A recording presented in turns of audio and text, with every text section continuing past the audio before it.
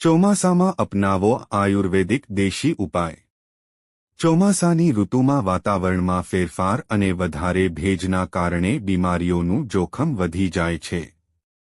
આ સમયે આયુર્વેદના ઘરેલું ઉપાયો તમારા સ્વાસ્થ્યનું રક્ષણ કરી શકે છે। જાણો કેટલાક ઘરેલું ઉપાય જે ચોમાસામાં તમને બીમારીઓથી બચાવશે। વરસાદી ઋતુમાં જ્યાં એક બાજુ ઠંડક હોય છે તો બીજી તરફ આ ઋતુ ઘણી બધી બીમારીઓ લઈને આવે છે। આ ઋતુમાં સ્વાસ્થ્યનું યોગ્ય ધ્યાન રાખવું જરૂરી બને છે, નહીંતર શરદી ખાંસી, પાચન સંબંધિત તકલીફો અને સાંધાના દુખાવા જેવી તકલીફો થઈ શકે છે।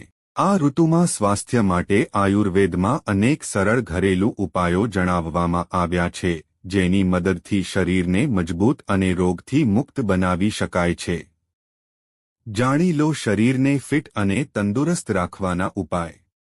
1. શરદી અને ખાંસી। વરસાદી ઋતુમાં શરદી અને ખાંસી વધુ થઈ જાય છે, જેના કારણે શરીરમાં અનેક તકલીફો ઊભી થાય છે। તેનાથી બચવા માટે કેટલાક ખાસ ઉપાયો અપનાવવાથી લાભ થાય છે। આ ઋતુમાં હળવું અને ગરમ ખાવું જોઈએ। આદુ અને તુલસીની ચા પણ ફાયદાકારક હોય છે। આ ઉપરાંત રોજ હળદરવાળું દૂધ પીવાથી રોગપ્રતિકારક શક્તિ વધે છે। લીમડો અને ગિલોય પણ ચેપથી બચાવમાં મદદરૂપ થાય છે। 2. પેટને લગતી બીમારી।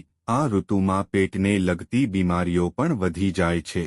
તેના માટે નાભીમાં સરસવનું તેલ લગાવવાથી પેટની સમસ્યાઓ અને શરદી ખાંસીથી રાહત મળે છે। ઉપરાંત શરીરને સૂકું રાખવાનો પ્રયત્ન કરવો જોઈએ। ભીના કપડાં પહેરીને વધુ સમય ન રહેવું જોઈએ અને પગને હંમેશા સ્વચ્છ અને સૂકા રાખવા જોઈએ।